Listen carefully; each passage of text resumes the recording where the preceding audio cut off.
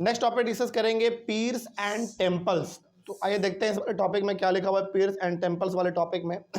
सबसे पहले टेम्पल्स का मतलब तो समझ में आता है कि मंदिर होता है, लेकिन पीर का मतलब क्या है पहले ये समझते हैं। पीर का मतलब है अ Persian word meaning a spiritual guide. मतलब पीर जो है ना एक पर्शियन वर्ड है, जैसे आप पढ़ते हो ना Hindi word, Gujarati word, Marathi word, उसी तरीके से पीर एक पर्शियन वर्ड है जिसका मतलब होता है स्पिरिचुअल गाइड, यानी कि धार्मिक चीजों को लेकर आपको रास्ता दिखाएगा। तो पीर बाबा भी होते हैं जो करते क्या है, लोगों को सही रास्ता दिखाने का काम करते हैं। तो पीर का मतलब सिंपल सा एक वैसा व्यक्ति जो कि सही रास्ता आपको दिखाएगा कि किस तरीके से अच्छे काम करने हैं और जीवन में आगे बढ़ने हैं। तो बस, तो पीर मतलब एक इंसान होता है जो अच्छी बातें आपको बताते हैं। From the 16th century, people began to migrate in large numbers from the less fertile West Bengal to the forested and marshy areas of southeastern Bengal। यहाँ पे बात कर रहा है 16th सेंचुरी का। 16th सेंचुरी से ये देखा गया हमारे इंडिया में कि जो people began to migrate in large number from the less fertile West Bengal। West Bengal का यानी कि बंगाल का जो वेस्ट वाला पार्ट है ना, उधर उतना ज़्यादा उपजाऊ जमीन नहीं था, यानी कि उधर अच्छी तरीके से खेती नहीं हो पा रहा था। तो लोगों ने क्या किया, उधर से अपना बोरिया बिस्तर बांधा और बंगाल में उधर चले गए जिधर खेती बाड़ी अच्छा हो सकता था। To the forested and marshy areas of south eastern Bengal. कहने का मतलब सिंपल सा है कि बंगाल के साउथ वाले पार्ट में वो लोग रहने चले गए। ये कहानी समझ में आया? तो बंगाल में जिधर लोग रहते थे, जहाँ पे कि उपजाऊ मिट्टी नहीं था, खेती नहीं होता था, उधर से सारे लोग निकल के आ गए बंगाल के साउथ वाले पार्ट में, जहाँ पे अच्छा जंगल था, पानी था, जमीन अच्छा था, सब कुछ, ताकि वो लोग अच्छी तरीके से खेती बाड़ी करके अपना जीवन यापन चला सके। They cleared forests and brought the land under rice cultivation. उन्होंने देखा कि भैया हम रहने के लिए तो आ गए उधर से इधर, लेकिन रहने के लिए हमको चाहिए होगा जमीन, और जमीन बनाने के लिए हमको क्या करना पड़ेगा, जंगल को साफ करना पड़ेगा, क्योंकि पूरे जगह पे क्या फैला हुआ था, जंगल फैला हुआ था। तो इन्होंने बड़े लेवल पे अपने रहने के लिए और खेती बाड़ी करने के लिए जंगलों को काटना शुरू किया। जंगलों को काट के इन्होंने पूरे जमीन को साफ किया और वहां पे लोग रहने भी लगे और खेती बाड़ी भी अपना स्टार्ट कर दिया इन लोगों ने। Gradually local communities of fisher folk and shifting cultivators merged with the new communities of peasants. और धीरे धीरे इन लोगों का जो ग्रुप था, जो कम्युनिटी था, वो बड़ा बनता चला गया, यानी कि उस जगह पर और सारे लोग अलग अलग जगह से आके वहां पे रहने लगे। तो इनका बन गया एक बहुत बड़ा मोहल्ला, जिसको आप कह सकते हो छोटा सा गांव बन गया। ठीक है, और उस गांव में रहने लगे हमारे कई प्रकार के लोग। पहला फिशर फॉक। फिशर फॉक का मतलब सिंपली जो कि मछली को पकड़ेंगे, मार्केट में बेचेंगे, पैसा कमा के अपना घर परिवार चलाएंगे, यानी कि मछुआरे लोग रहने लगे। शिफ्टिंग कल्टीवेटर का मतलब हो गया जो खेती बाड़ी भी करे। असल में शिफ्टिंग कल्टीवेटर का मतलब होता है कि वो खेती बाड़ी करते रहते हैं और जगह को चेंज करते रहते हैं। आज 2 साल यहाँ पे रह गया, अगले 2 साल वहाँ पे रहेगा, इस तरीके से। ओवरऑल कहने का मतलब है कि इन लोगों का जो कम्युनिटी था, जो मोहल्ला था, वो धीरे धीरे बड़ा बनता चला गया। उस मोहल्ले में मछुआरे, किसान, है ना, अलग अलग प्रकार के लोग रहने लगे। उसके बाद the cult of pirs became very popular and their shrines can be found everywhere in Bengal. और ये जो पीर थे, पीर बेसिकली वो आदमी जो कि लोगों को अच्छे रास्ते दिखाते थे, ज्ञान देते थे, एक तरीके से अच्छे रास्ते बताते थे। यहीं से कॉन्सेप्ट आया है। तो यहाँ पे देखा गया इसके मोहल्ले में, इनकी कम्युनिटी में, कि कुछ ऐसे लोग भी हैं जो हमेशा अच्छी अच्छी बातें लोगों को बताते हैं। तो उन्हीं इंसान को क्या कहा जाने लगा उस समय पे, पीर कहा जाने लगा।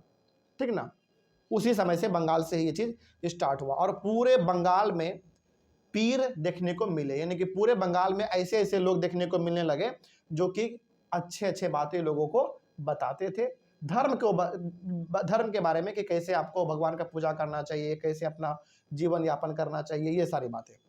ठीक है, आगे। Many of the modest brick and terracotta temples in Bengal were built with the support of several low social groups such as the Kolu, कोलू का मतलब होता है ऑयल प्रेशर, यानी कि तेल पेरने वाला जो चक्की होता है ना, वहां पर जो काम करते हैं उस व्यक्ति को हम लोग कहते हैं कोलू। एंड दी कंसारी, कंसारी का मतलब होता है बेल मेटल वर्कर, जो बेसिकली वो बेसिकली कह सकते हो आपके बेल मेटल वर्कर का मतलब वो लोहा का बेल वगैरह नहीं बनाते मंदिरों में, घंटी वगैरह, ऐसे लोग। तो यहाँ पे ये कहा जा रहा है कि बंगाल में ज्यादातर जो मंदिर आप देखते हो उस समय पे, यानी कि बंगाल में उस समय पर ज्यादातर मंदिर बनाए गए हैं वहां के लोगों के द्वारा ही। और सबसे ज्यादा मंदिर किसके द्वारा बनाए गए हैं? कोलू के द्वारा। वैसे व्यक्ति जो कि तेल पेरने वाले जगह पे काम करते थे, वैसे व्यक्ति के द्वारा बनाए गए हैं। और जो मंदिरों के घंटी वगैरह बनाते हैं, लोहा वगैरह का जो काम करते हैं बेसिकली, उनके द्वारा वहां पे मंदिर ज्यादा बनाए गए। समझ में आ रही है बात?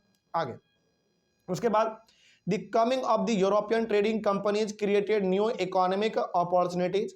अब धीरे धीरे उस समय पे हमारे इंडिया में क्या होने लगा? यूरोप के लोग बंगाल में आने लगे। किस चीज के लिए? सामानों को खरीदने के लिए, खास करके मसाला, कपड़ा, चाय, ये सब खरीदने के लिए हमारे इंडिया में, और इंडिया में भी कहाँ पे? बंगाल में खरीदने के लिए आने लगे। उससे फायदा हुआ बंगाल के लोगों को। क्या फायदा हुआ पता है? समझिए, यूरोप के लोग, इंग्लैंड के, फ्रांस के, इधर के लोग इंडिया के बंगाल में आ रहे हैं सामान को खरीदने के लिए। क्या? मसाला, कपड़ा मतलब कॉटन, फिर से टी, ये सारी चीजें खरीदने के लिए आ रहे हैं। तो बताओ इसका सबसे ज्यादा प्रॉफिट किसको होगा? बंगाल के किसानों को होगा। तो बंगाल के किसान बड़े लेवल पे कॉटन का, टी का, है ना, मसालों का खेती करने लगे, बेचने लगे महंगे दाम में, उनका प्रॉफिट भी होने लगा। तो बंगाल के किसानों को बहुत फायदा हुआ। The temples began to copy the double roofed, double roof मतलब दो मंजिला, उसको हम लोग बोलते हैं बंगाल में बेसिकली बोला जाता है दो चाला, ठीक है ना, और फोर रूफ्ड जिसको हम लोग कहते हैं चौशाला structure of the hatched huts. कहने का मतलब ये है कि उसी समय से मंदिरों में दो मंजिले वाले मंदिर और चार मंजिले वाले मंदिर उस समय से बनाए जाने लगे। हालांकि झोपड़ी के ही बनते थे मंदिर, लेकिन दो मंजिले और चार मंजिले वाले मंदिर बनने लग गए। ठीक ना, आगे बढ़ते हैं। हालांकि यदि आप आज भी गांव वगैरह में जाओगे ना, किसी किसी गांव में आज भी आपको दिखेगा कि जो मंदिर हैं वो आज भी झोपड़ी के हैं, और वो झोपड़ी एक मंजिला नहीं बल्कि दो तीन मंजिला भी होता है। झोपड़ी भी होते हैं दो तीन मंजिला के, शायद आपने कभी देखे होंगे, नहीं देखे तो आप इस चीज को जान लो कि झोपड़ी भी दो तीन मंजिले के बनते थे उस समय पे। तो बंगाल में चीज बनने लगा। This lead to the evolution of the typical Bengali style in temple architecture. और वहीं से पूरे बंगाल में ये चीज फैल गया कि मंदिर मतलब दो मंजिला चार मंजिला इस प्रकार के होने चाहिए, छोटे मंदिर तो होने ही नहीं चाहिए। इसीलिए आज भी आप बंगाल में जाओगे ना, बंगाल में आज भी आप जाओगे तो बंगाल में अधिकतर मंदिर आपको जो है ना दो मंजिले या फिर चार मंजिले वाले दिखेंगे। तीन मंजिले वाले भी मंदिर हैं, ऐसा नहीं कि नहीं है, लेकिन कम है। ज्यादातर दो मंजिले और चार मंजिले वाले मंदिर आपको बंगाल में ज्यादा मिलेंगे। ठीक ना, इसीलिए कभी आप देखना बंगाल का जो दुर्गा पूजा का फेस्टिवल होता है बड़ा फेमस है, पूरी इंडिया में फेमस है दुर्गा पूजा फेस्टिवल। कहाँ का?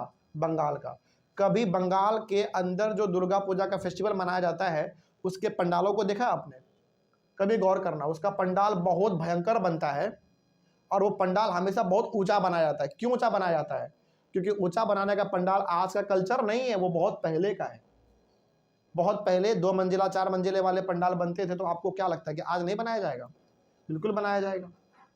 ठीक ना, तो मंदिरों को ऊंचा बनाना, दो मंजिला चार मंजिला बनाना, ये बंगाल में आज का दिन नहीं है, बहुत पहले से वो चीज हो रहा है, आज भी है।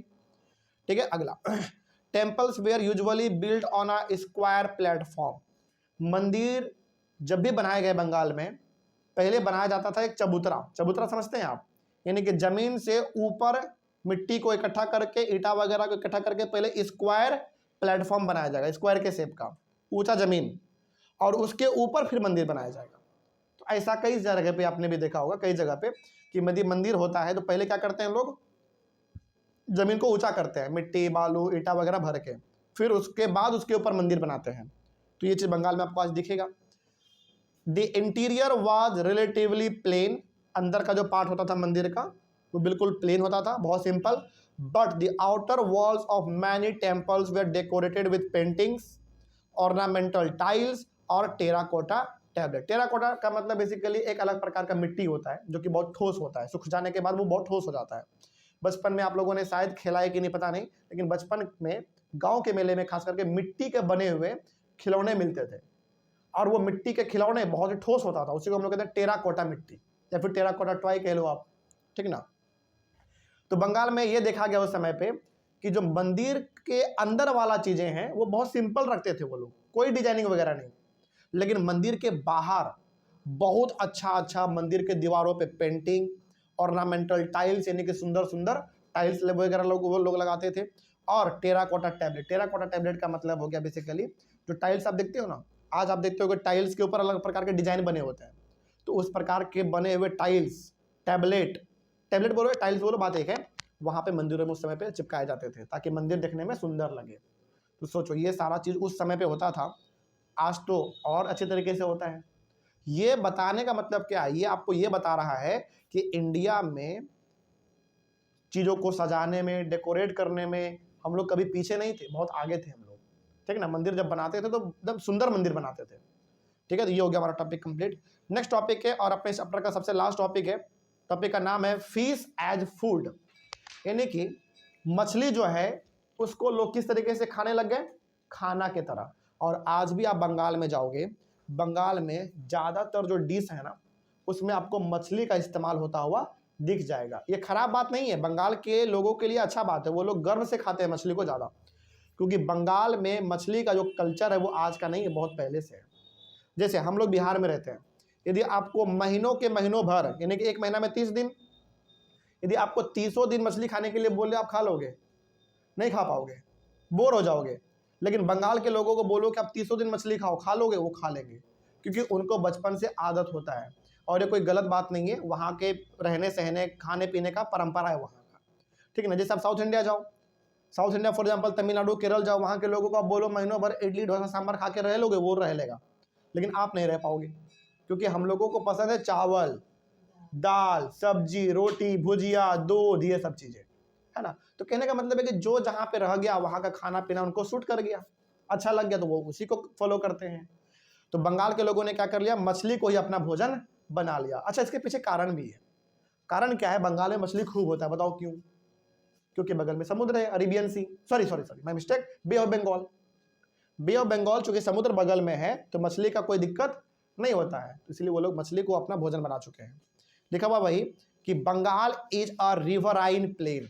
रिवराइन प्लेन का मतलब हो गया कि बंगाल में नदी भी है और बंगाल के बगल में समुद्र भी है, ध्यान रखना। रिवराइन का मतलब हो गया बेसिकली बंगाल में नदी है। बताओ बंगाल में नदी कौन सा हमारा?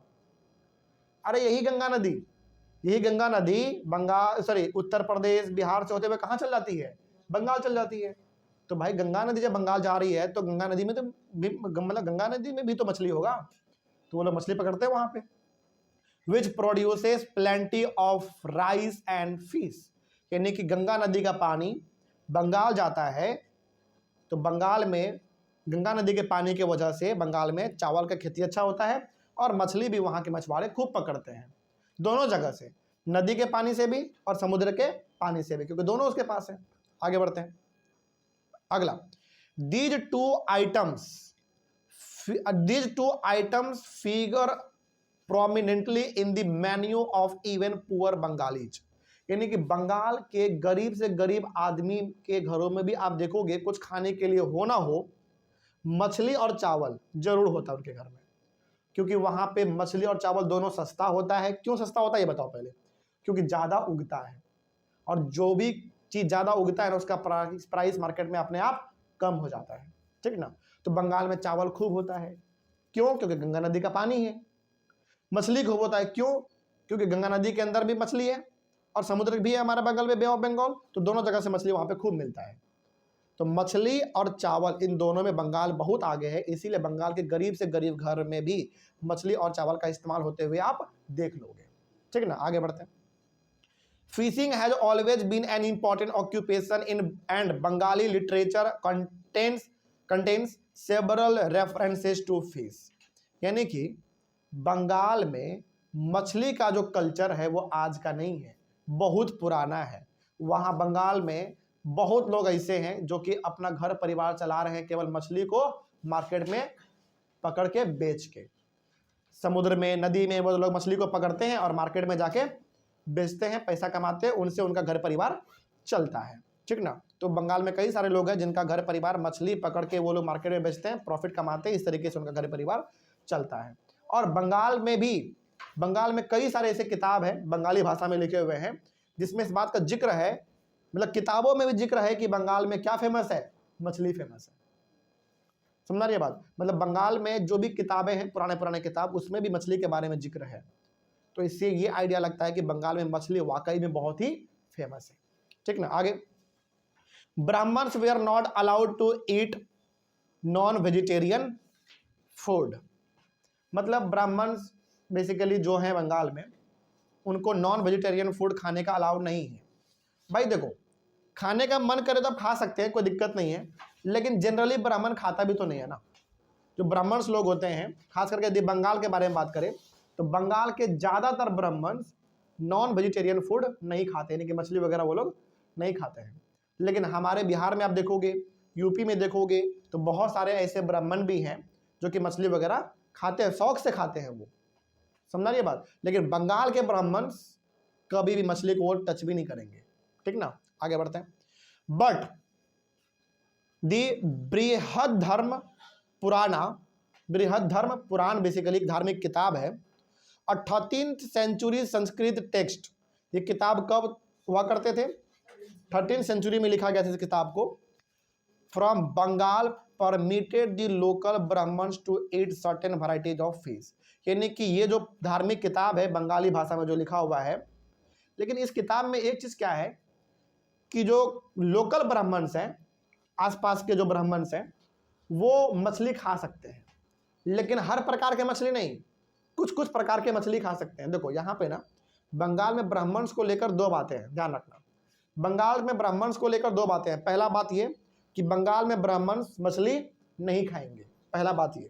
दूसरा बात ये कि जब आप बंगाली किताब है, हमारा बेसिकली धार्मिक किताब है बृहद धर्म पुराण, इसको जब आप पढ़ोगे तो उसमें ये लिखा हुआ है कि कुछ कुछ ब्राह्मण जो है मछली के कुछ कुछ वैरायटी को खा सकते हैं, सारे वैरायटी को नहीं खा सकते हैं। तो इस चीज़ को लेकर हमेशा कंट्रोवर्सी होता है बंगाल में कि कौन ब्राह्मण मछली खाएगा और कौन ब्राह्मण मछली नहीं खाएगा, किस प्रकार के मछली खाएगा और किस प्रकार की मछली नहीं खाएगा। इस प्रकार को लेकर हमेशा कंट्रोवर्सी होता है। खैर ये उनका अपना मामला है, वो लोग अपना देखते हैं, कोई दिक्कत नहीं है। लेकिन ये टॉपिक समझ में आया आपको। इस तरीके से हमारा टॉपिक कंप्लीट, और टॉपिक के साथ हमारा पूरा चैप्टर भी हो गया कंप्लीट। इस तरीके से अब बताइए कहीं पे कोई डाउट इस चैप्टर में, समझ में आया सब कुछ। चलिए, ऑनलाइन वाले बच्चे आप लोगों को कहीं पर कोई डाउट रहा होगा तो कमेंट करिएगा। हम लोग मिलेंगे अपने अगले क्लास में फिर से एक नए चैप्टर के साथ और एक नए शुरुआत के साथ। तब तक के लिए thank you very much and have a nice day.